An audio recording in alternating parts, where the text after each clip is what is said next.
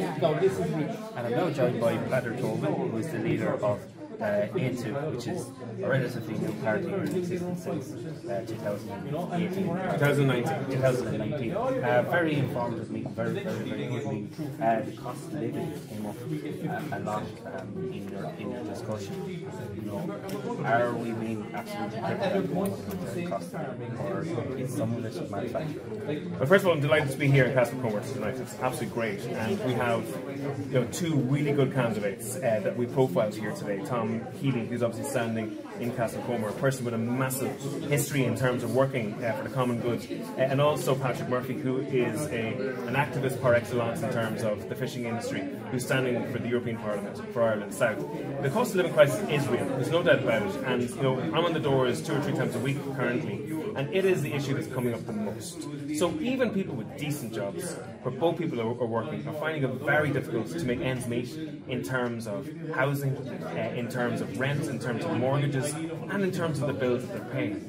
And one of the frustrations we have is that many of the price increases that are hammering people are actually manufactured price increases, so the government have caused them themselves. Never before have we seen so much tax being taken in terms of fuel in the state.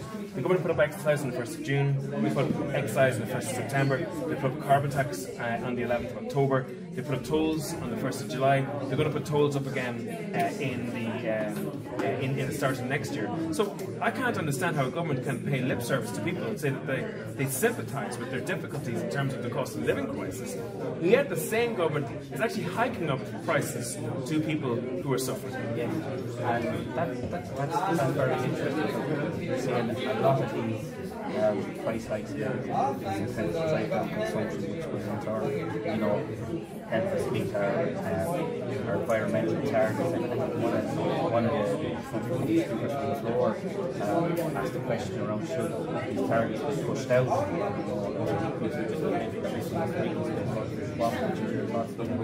See, my view is that the government is using far too much stick and not enough carrot. So there's a real problem with governance. The government is not able to achieve objectives in terms of capital spending, in terms of building projects, and in terms of delivery. So what I want to see is farmers being helped more in terms of giving an opportunity to do small-scale micro generation of electricity. So most farmers should be able to use small-scale solar, small-scale wind, small-scale biodigestion, and maybe be earning about 10 grand a year in terms of extra income from generating electricity, which obviously then would be supplanting oil and gas on the other side. That would have a very positive effect both on incomes right throughout Ireland, but also on our carbon footprint. More energy self-sufficient. Exactly. So we'd be far less dependent on Russian gas, which is peaking and falling all the time. And also, retrofitting. The barrel of oil that we don't burn is the cheapest barrel of oil, okay? So if we can get houses properly deep fit retrofitting, we'll be able to actually reduce the level of energy that's burned, reduce houses' bills, and also have them warmer and more comfortable. But again, because of government uselessness, the actual rollout of retrofitting is extremely slow in this country. There's only a few thousand houses that are done on an annual basis. That has to ramp up to hundreds of thousands of houses properly retrofitted if we're going to get through a stock of about 1.2 million houses that needs to be retrofitted. So. And buses and public transport is another way that government could really help. Like a 25% cut in ticket prices on public transport would make it far more attractive for people, especially, I live in the commuter belt, which is a commuter hell at the moment. You could get so many more people out of their cars, into buses, burning far less fuel, reducing traffic, and getting people into work and out of work much faster if the government went down that route. And that would only cost a few $100 million to achieve. And yet the government are still not doing that. So I would ask the question, why is the government using the stick all the time and not using the carrot? Absolutely, and with all our Parliament, we're quite busy with putting a number of pieces of legislation down. You had a piece of legislation put down to the Dáil that was defeated yesterday around accessibility of pornography to young children, which was defeated by the government. Yes. So it's an incredible situation. So we know now that there's a direct correlation between young children consuming hardcore and violent pornography and sexual violence and assault in later life. We have children as young as 8, 9 and 10 who are consuming material that would have been illegal for adults to consume just 25 years ago.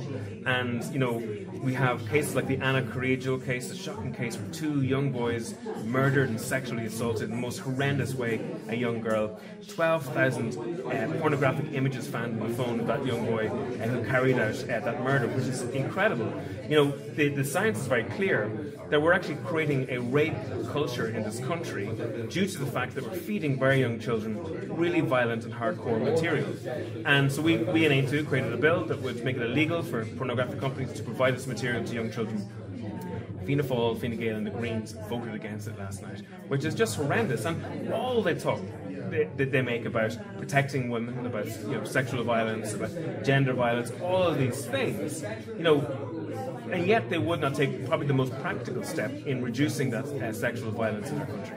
Yeah, and also we're in Kilkenny, which is a proud military county with military presence here for hundreds of years. We also have the 3rd battalion that currently serving overseas in Lebanon. It's a difficult situation there in the Middle East at the moment, but the governments have moved towards removing the triple lock as regards our, the deployment of our soldiers abroad. How concerned are you about this? I think that's a significant shock to many people that the government are going down this route. And what it means is that the government are looking to get rid of neutrality, and I believe the government are looking for Ireland to participate in the European Defence Union. That's very, very worrisome, because if you look at the government, they're already outsourcing our foreign policy.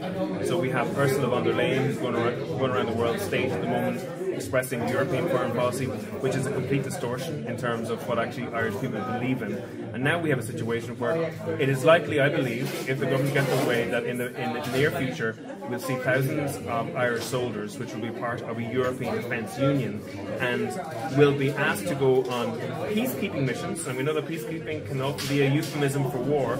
We've heard George Bush talk about peacekeeping in Iraq in past times, but instead of actually relying on a European mandate in terms of peacekeeping, I'm worried that in the future Irish soldiers will be linked to European Defence Union, which will see Irish soldiers participate in wars in Africa, in the Middle East and elsewhere. Peadar, thank you for taking the time to talk to us on the Irish Political Roundup, and if people want to find out more into what you do, visit your website, I advise more. Yes indeed, I would encourage people to get behind the campaigns if they can of Tom Healy and Patrick Murphy. Both have a significant contribution to make to these communities and have a significant chance of winning seats. Thank you. Thank you for your time. And I'm now joined by Patrick Murphy, who is the Aontu candidate for European elections in Ireland. So, Patrick, you're very welcome to the Irish Political Roundup. Great turnout here in Castlecomer. You're running for Europe. It's a big task, but you feel that Ireland, when it comes to fishing and particularly agriculture, we're getting screwed. Absolutely, and the proof is in the pudding. Like, we had 400 boats over 50 metres. That's just 50 feet. Less than 20 years ago. In 2004, we had 400 boats. After the 3rd decommissioning scheme that happened this year, because our government allowed 25% of our natural resources, of our fish, 25%, that's 1/4, 1 in every 4, I have to stress this, to be given to the UK. Right? Okay. We then had to follow suit with another decommissioning scheme that has removed another 40 vessels from the 190 that we had.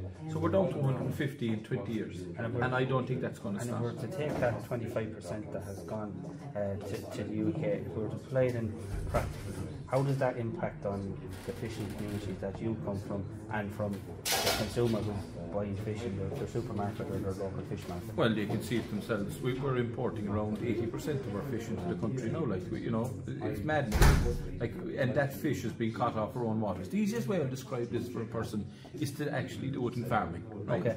So Johnny has a field and he's after planting 2 acres of spuds, right? Okay. And just before they come to harvest, Louis and Pierre jump the ditch.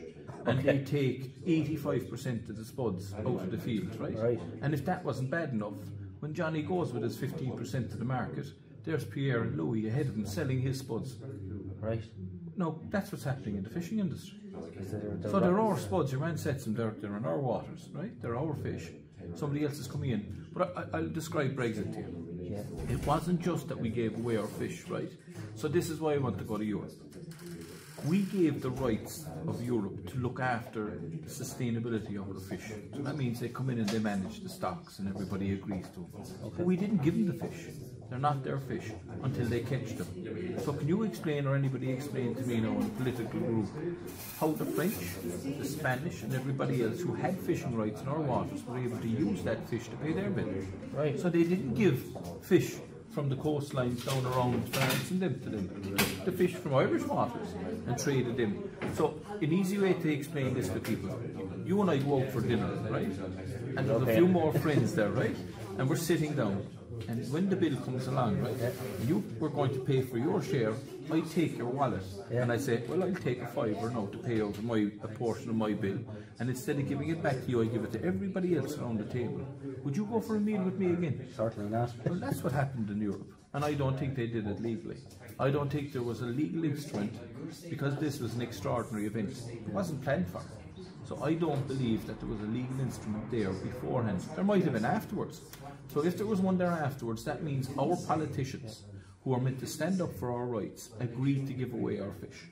So they can't blame anybody else. They're the ones that gave it. So everybody that put their name to that declaration and signed it away gave away our fish. It wasn't just that somebody took it. It was that our government once again gave away our fish and decimated our communities. Now I'm going to give you an example of that. You asked me a question. Yeah. When I started fishing in 1988 from a small port in Baltimore, there was 30 fishing boats. 30. There's 3 there now. In Skull, there was 200 people employed in a factory on top of the pier. That's gone now. It's an ice cream and a chip place where they buy in the fish to sell it to people because the boats are gone from there. There's only 1 or 2 left. And this is happening all over. So, to mention it, a person that I had high regard for was Packy Bonner, our Irish goalkeeper. So I was coming back from Europe with a colleague of mine who was from up in Donegal. And he met Packy Bonner, and he introduced me to Packy Bonner, and Packy said, oh yeah, I'll talk to you now in a second. He says, I have a question for you, John. He says, what happened to Burtonport? What place I go up? I was back there a month ago. There's no fishing boats there. They're gone. So when he grew up, there was a fishing industry inside in Burtonport. Packy Bonner, goalkeeper of Ireland. When he came back from Scotland for a home visit, no boats, all gone. And this is happening right around the coastline. And if people don't believe it, go down to your local ports and see the boats disappearing. We have a picture of up here on the wall of the boats, right? And where we brought the boats up here, up in screaming for help. This was just a section of our flotilla, right? Yeah. These boats, people invested millions of euros in it, risked all to get these boats, right? I'm hoping to have an event to bring these boats back up, but you know what? You're going to have a lot of missing boats because they're scrapped. Do you see anything? Could you pick a boat out of there now to say that it should be scrapped? No. They're cost hundreds of thousands to keep them up to those conditions, and they've been wiped out. 40 of those boats are gone, no longer in existence. What people have to understand is why I'm furious about this. Not only did the boats go, the rights for the future generations to ever have a boat goes with them. It's extinguished forever. So we can't replace those boats. They're gone. It's like the cattle culling that I keep saying to farmers. If you allow your stocks to be culled, then that means there's a cap on the number of cattle that you have. And if you allow that to happen, that means if you don't have cattle when the cap comes in, how are you going to get them? The only way you can get them is like a fishing boat. You don't only own the boat to go fishing, right? To get a license, you have to buy kilowatts, the power for the boat, and tonnage as well. So you need 2 extra things besides the fishing gear and the boat. That's what's going to happen in farming. You're going to have to buy your rights to stay as a farmer once caps come in. And here's the thing. If the farmer is renting out a land and another farmer is using that land to put his cattle in, who owns the rights to the land? If there's a cap comes in and cattle, is it the farmer that has brought in the cattle, or is it the farmer that owns the land, right? And here's the thing, nobody's asking these questions. It's absolute lunacy. So I'm not a one-trick pony. because I grew up inside a small town. I worked in a grocery shop from the age of 12 to 18, and I went fishing, with farming as well. And I spent my summers before I was 12 on the farm with my grandfather and my grandmother, cutting hay and reeking hay and cutting turf above in the bog. And he had a donkey and a cart. Absolutely. Look, you can see them. Do they look like the heads of a fellow inside the town? No. So they're well wrinkled and they're well worn. So I know what it's like to be an ordinary person in the trenches.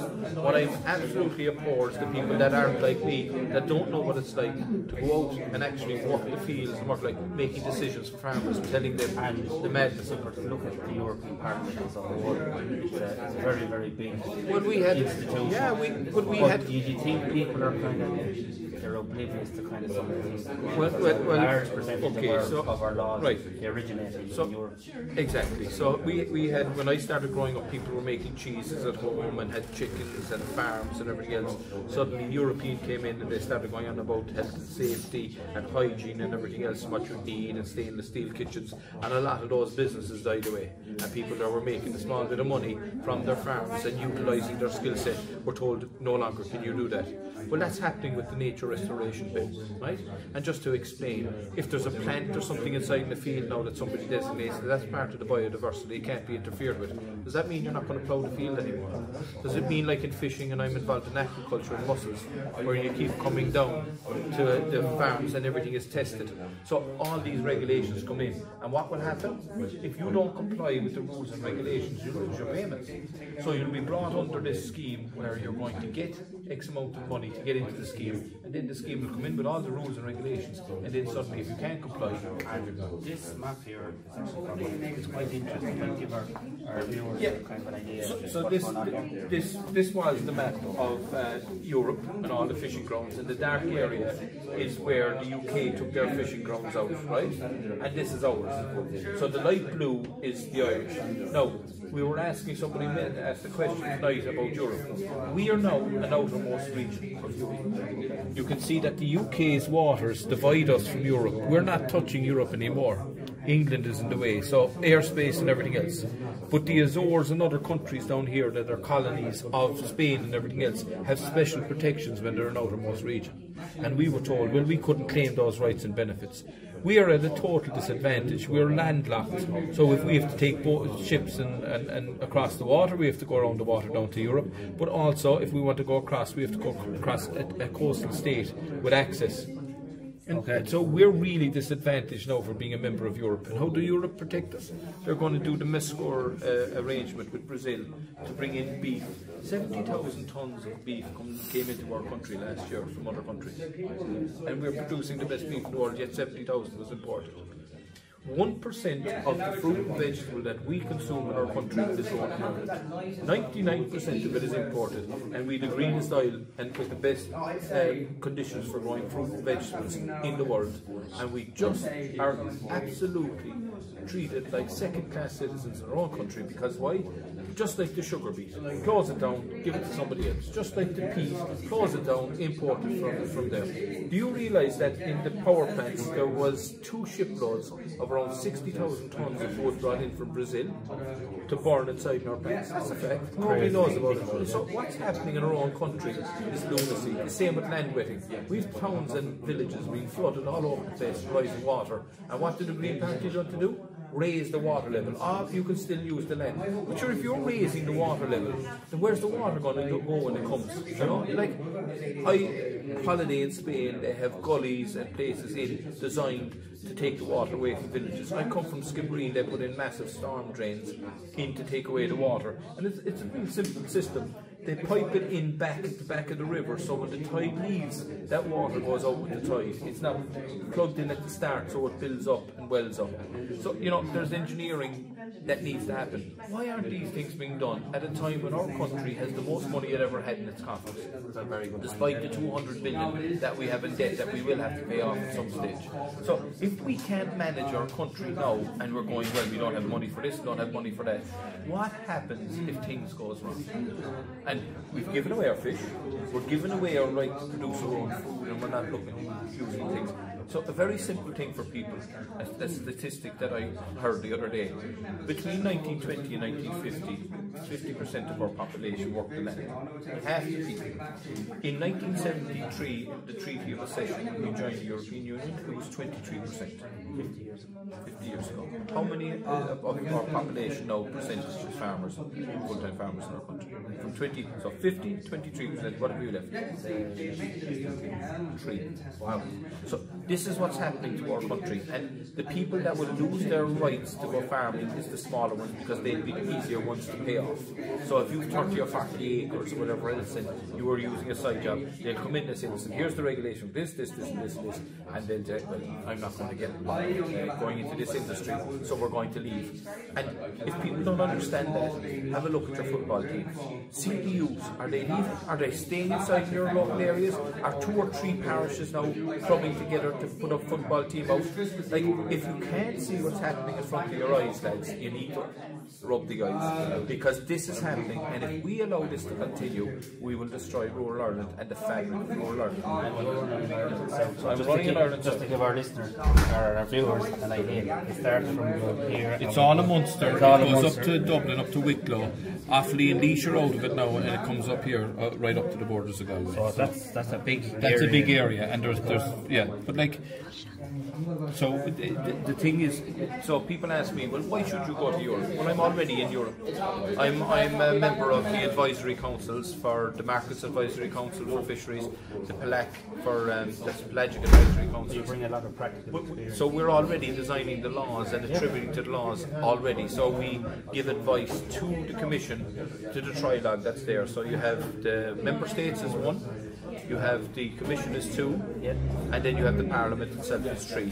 So there's a trilogue there, so each one now have the right to pass the laws, so if there's a problem with one. So again, the nature restoration law, that's going to have a massive impact on the future farming of our country. So here's how easy things can change. Okay. Ireland's 13 MEPs were the ones that carried that legislation over. Even though the committees they were on, such as the PESH Committee, the Fisheries Committee, voted it down, the Farming Committee voted it down, and guess who else voted it down, would you believe it? The Environmental Committee voted it down. But it went to a plenary where the entire Parliament voted for it, and Ireland's 13 MEPs all voted together to bring this in, including the likes of Mick Flanagan, that says we raise the water levels and no more cutting turf from the bogs. Incredible. And Patrick, thanks a million for taking the time to talk to us here on the Irish Political Roundup, and if people want to find out more about your campaign or want to get involved, they can do so if they go on aontu.ie. Absolutely, and look, I'm working for the fishery, so just keep an eye out for me on the radio and television, and hopefully I'll get a bit of coverage like from yourselves that'll just tell people what's really going on. And here's the thing, just to explain, we have an ability to get more fish back, so it's not an impossible task, and I'll explain why. Other countries have so much fish, they're not catching it.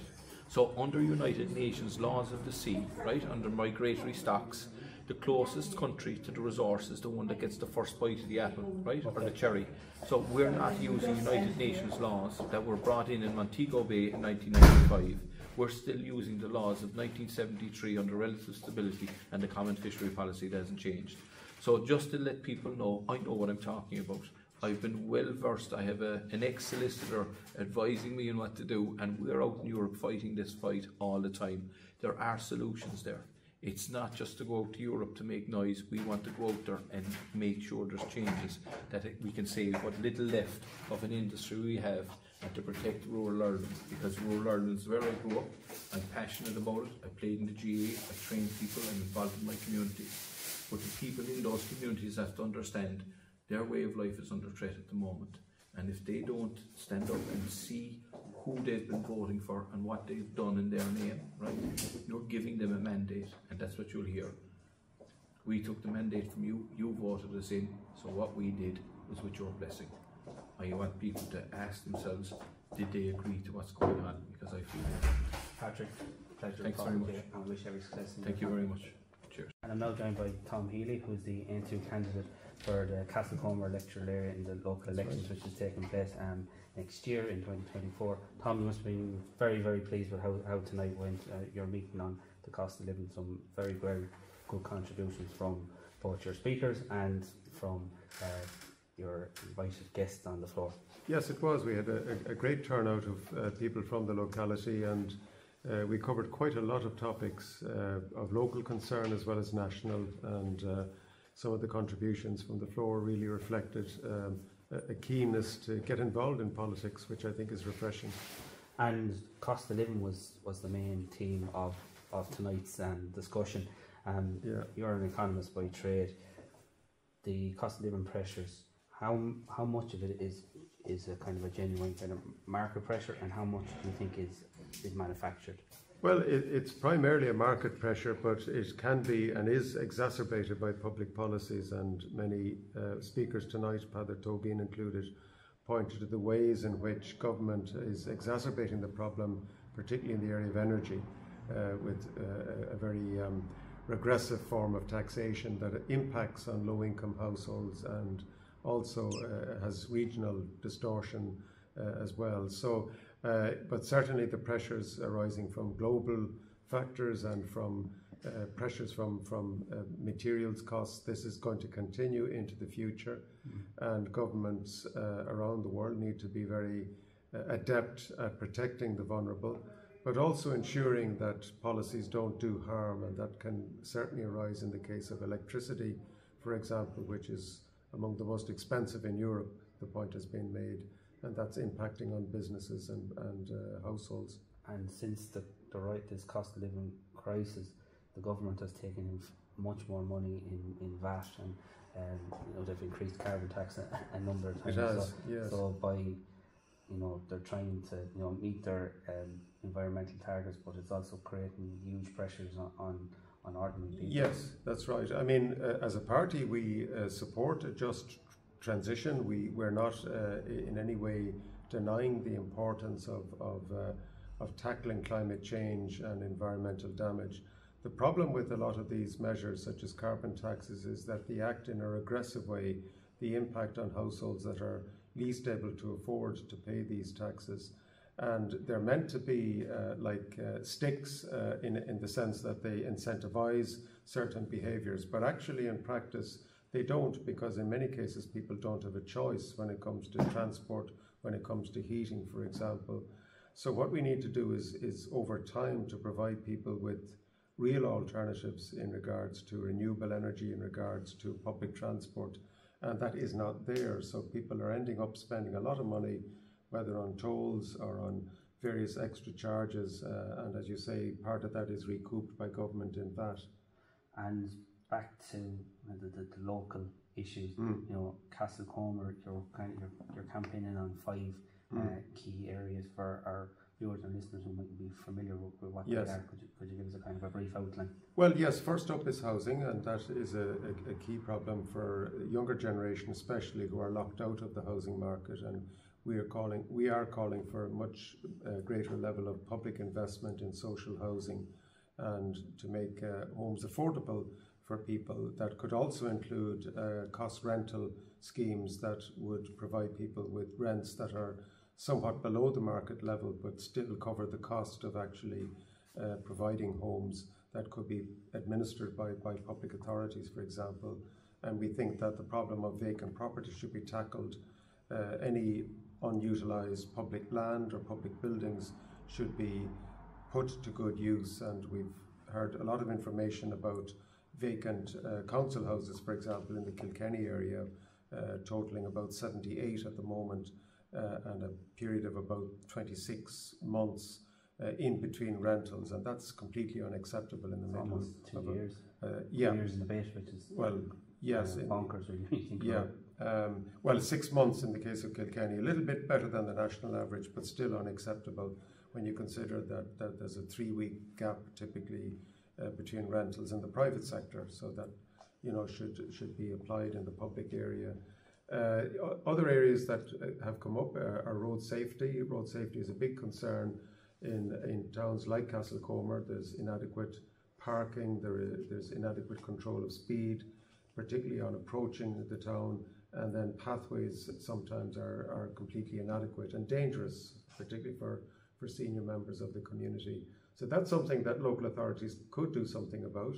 and give priority to, because it's an issue of human lives and safety that are at stake here. And as you mentioned in your talk, some of those measures, they're low cost, so it's about being able to identify them and get them dealt with by the local exactly. as quickly as possible. That's right. Yes, and there's no reason why local authorities couldn't actually develop a rapid information system where people can feed in and highlight issues that need to be fixed that don't necessarily cost a lot of money.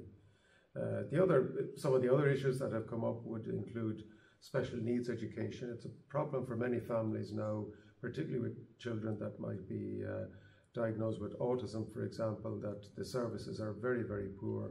There's a long waiting period and for assessment, but then for treatment at the other side, inadequate places. And one of the points that I will be campaigning on is the need for playgrounds that have sensory capacity for children with special needs and autism. So this is something, again, that local authorities can do something about. We're not beholden all the time to central government. There are means that local government can use. Yes. And water is a big, big issue in the Castlecomer area. It is. You mentioned the Avalon Hotel, which is a fantastic hotel. Yes. Their ability to expand has been hit by their inability to get proper water connection. Housing in the area is being hampered by lack of a clean, suitable, sustainable supply. Yes, that's right. And I was talking to a business person just at the end of the meeting. He highlighted many of those issues, and certainly Irish Water need to. As a local council, a local authority, we need to up the pressure on Irish Water. It's unacceptable that there is indefinite waits for this issue to be resolved, and it's holding up development, it's holding up the building of new homes, and all of that is impacting on the community here. It's a problem in some other parts of the county. Graiguenamanagh, it would be there is an issue. Gores Bridge, where I live, there's effectively a ban on new water connections, and that is a break on housing development in many areas. And of course, Kilkenny has a very proud military tradition. Our 3rd Battalion are currently they're serving over in the Lebanon. Yes. So I'd imagine the fact that Kilkenny is a military county and what that provides to Kilkenny City and County, the multiplier effect is huge. Is huge. So I suppose developing that and kind of how can it integrate with the community more, I'd say something that you'd like to expand upon. Absolutely, yes, and I think that the connections between the army and the community are really important. You've mentioned the multiplier effect in terms of income and business, but also the value that we put on those who risk their lives for the defence of this country, that they should have adequate income, that they should be able to afford to buy their own homes. And this is clearly not the case, because many of them are really in very difficult situations economically, and they are very much at the forefront of the housing crisis here. And you've been campaigning in the Castlecomer area for a couple of weeks now. Yes. How have you found the canvass? How have you found the mood? Have certain things come up on the door that surprised you, or all the rigours that go through when you're campaigning? Yes. I think that the response has been very positive, curious. Some people very much turned off by politics and not wanting to engage, but that would be a small minority. By and large, people are very much open to discussing. And all of these issues that we've just mentioned now, water, housing, road safety, access to amenities, all of these issues have come up. Transport is mentioned sometimes as well as an issue, the cost and availability of transport. And there are people who don't drive and who are very much dependent on the goodwill of neighbours and very, very infrequent bus service connecting somewhere like Castlecomer with Kilkenny City.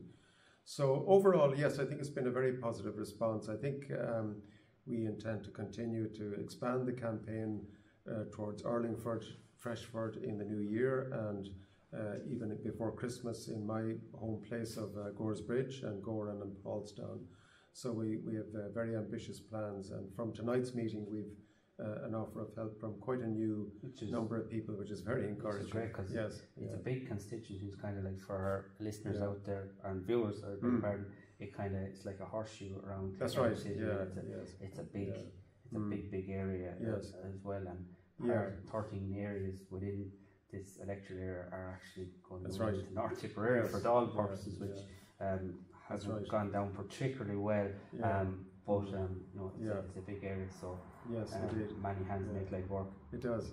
And we're kind of the new kids on the block.